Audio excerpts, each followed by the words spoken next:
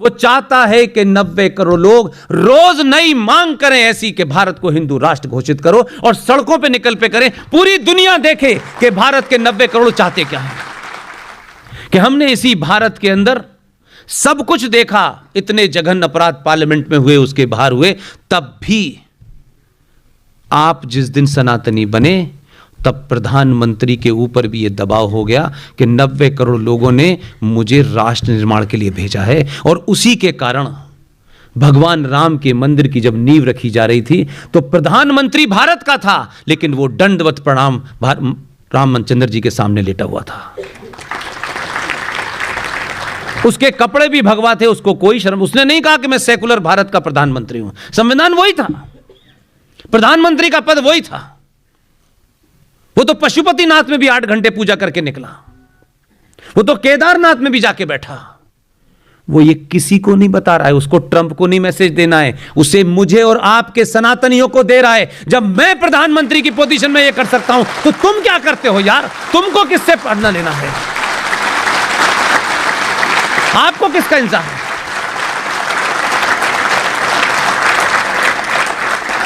उस पद पे बैठ के आपके लाल किले से हिंदू राष्ट्र की मैं घोषणा करता हूं, यह नहीं हो सकता। 90 करोड़ लोग एक बार हिंदू होने के तो अपना परिचय दें कि हम हिंदू हैं। हिंदू होने का मतलब यह नहीं होता है कि आपने दीपावली मनाई और होली मनाई। हिंदू होने का अर्थ होता है आपने सनातनी होते हुए किया क्या। और मैं दुर्भाग्य मानता हूं कभी कभी हम और आप में से भी अगर उस पद पे कोई बैठा होता, उस मनोदशा को समझिए, क्योंकि यह बातें करने से आपको लगता है कि नहीं, आप समझिए, अपने आप को उस पोजीशन पर रखिए और सोचिए कि यार 90 करोड़ लोगों के लिए मैं भी अपना समय पार करके चला जाता। इतिहास में बहुत लोगों का नाम है, उसका भी नाम लिख जाता। लेकिन वो जिस मनोदशा में काम कर रहा है उसमें वो ये चाहता है, वो चाहता है कि 90 करोड़ लोग रोज नई मांग करें ऐसी कि भारत को हिंदू राष्ट्र घोषित करो और सड़कों पे निकल पे करें, पूरी दुनिया देखे कि भारत के 90 करोड़ चाहते क्या है। घर में लेट करके चाहने से कुछ नहीं होगा। आपने दबाव बनाया, इसीलिए अयोध्या भी हुई और अब काशी भी उसी रास्ते पे चल पड़ा है। वो अपनों से चाहता है कि मेरे लिए चिल्लाओ सड़कों पे खड़े होकर के, मांग तो करो कम से कम। जो लोग नाजायज बातों की मांगे कर रहे हैं वो दबाव में ले रहे हैं, आप जायज मांग तो करिए, आप पे लाठीचार्ज नहीं होगा। क्या नहीं लगता आपको? उसको दुनिया के हजारों लाखों लोगों, संस्थाओं, संगठनों के सामने कहां कहां क्या क्या करना होता होगा। इसलिए वो चाहता है कि इस देश में अगर 90 करोड़ लोगों में से 5 करोड़ सनातनी 1 महीने का व्रत रख करके दिल्ली में बैठ जाएं, जितने कानून बने हैं 24 घंटे में निरस्त हो जाएंगे। अपने ऊपर थोड़ा एहसास करिए, सरकार बनाइए, सरकार पे दबाव डालिए, उसे डराइए, गिराइए मत।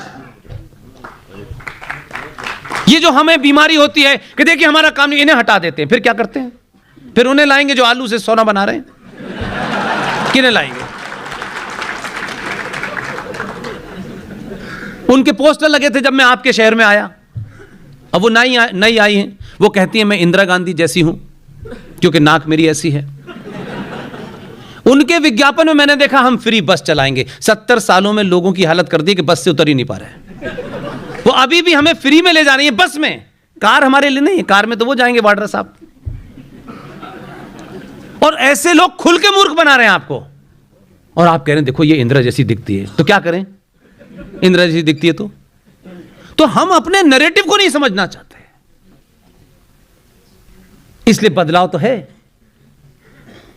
और ये बदलाव बहुत तेजी से हो रहा है। मैंने सुना है कि भोपाल में कुछ लोगों की आवाज तेज हो गई है ज्यादा, जगह जगह बहुत सारे नारे लग रहे हैं। वो जो हैदराबाद वाला जोकर है उसकी कुछ विचारधारा के लोग यहां ज्यादा गुणगान कर रहे हैं। खुल के पूछिएगा 2 बात, इसमें कुछ असंवैधानिक नहीं कह रहा, न आपत्तिजनक कह रहा, न किसी के मजहब को गाली दे रहा। प्रॉफिट मोहम्मद के दामाद अली की हत्या फजर की नमाज होती है सुबह 4:30 बजे। उस फजर की नमाज में मस्जिद में हत्या किसने की थी? प्रॉफिट मोहम्मद की बेटी बीवी फातिमा को उनके घर में आग लगा करके दरवाजे के नीचे जला के किसने मारा था? प्रॉफिट मोहम्मद के नवासों को करबला के मैदान में पानी न दे करके जिंदा किसने मारा था? रामलाल ने, श्यामलाल ने, आरएसएस ने, विश्व हिंदू परिषद ने? किसने मारा था? जो लोग प्रॉफिट मोहम्मद के दामाद के सगे नहीं हुए, उनकी बेटी के सगे नहीं हुए, उनके नवासों के सगे नहीं हुए, आप उनसे कहते हैं इनसे हमारा भाईचारा है।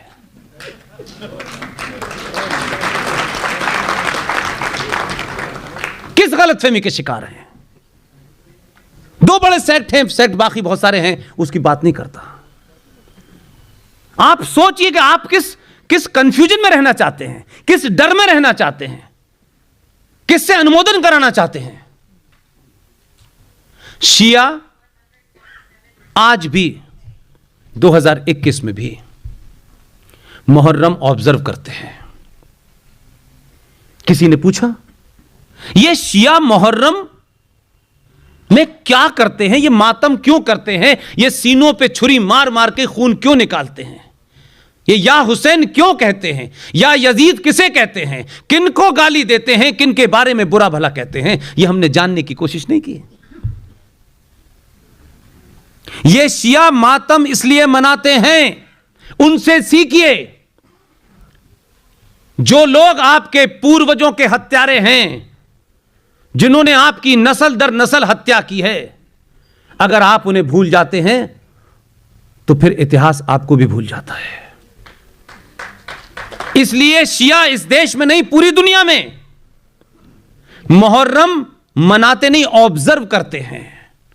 वो दुख का दिन होता है और उस दिन इमाम अली को, बीवी फातिमा को, उनकी जो बेटी थी, जो अली की पत्नी थी, उनके नवासों को, मारने वालों को कोसते हैं ताकि दोबारा से वो न पैदा हो पाए। उनके लिए मनाते हैं।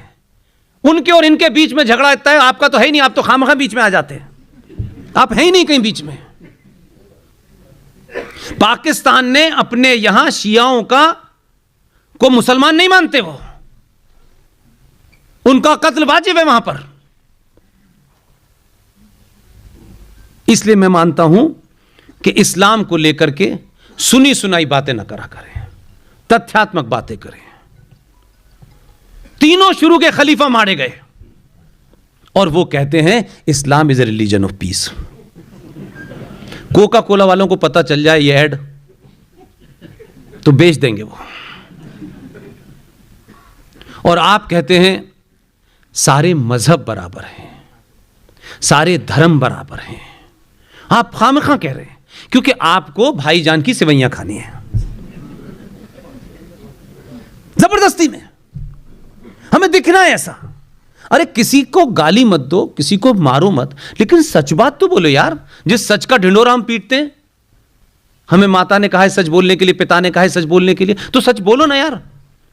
भाईजान के सामने जाने के सामने फिर चारा क्यों हो जाते हैं आप?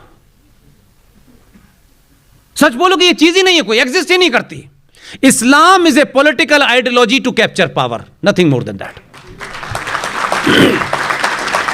पूरी दुनिया में ये कर रही है। तथ्यों पे बात करिए। क्या मैंने उनके बादशाह में कोई गुस्ताखी की है क्या? उनकी बेटी का नाम फातिमा था तो मैंने फातिमा बीवी कहा, या नहीं यह हाल था कि जब उनके शौहर की हत्या कर दी गई तो जो उनकी बेटी थी फातिमा, उनके पास खाने के लिए नहीं था, तो प्रॉफिट मोहम्मद ने जो बाग जिसके अंदर बहुत सारे फल लगे हुए थे उसे बागे बिद्दत कहते हैं, बिदर कहते हैं, वो लेने गई तो अबू बकर जिसकी बेटी 7 साल की थी, जिससे निकाह किया था, 54 साल के युवा ने,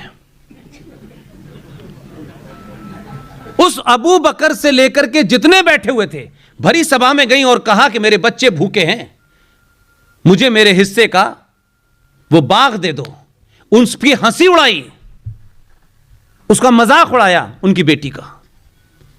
वो घर वापस आई, उनके घर में फाके पड़ रहे थे, वहां यहूदी रहते थे।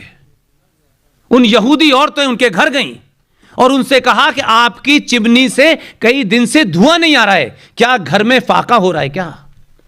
उन यहूदी औरतों ने प्रॉफिट मोहम्मद की बेटी को खाना खिलाया। और पागलपन देखिए, वो यहूदी प्रॉफिट मोहम्मद की बेटी को खाना खिलाते हैं, उनकी मदद करते हैं, और ये क्या कहते हैं? ये यहूदियों को काफिर मानते हैं, इनको मारना जायज है। लेकिन जहालत की पराकाष्ठा देखिए क्या है।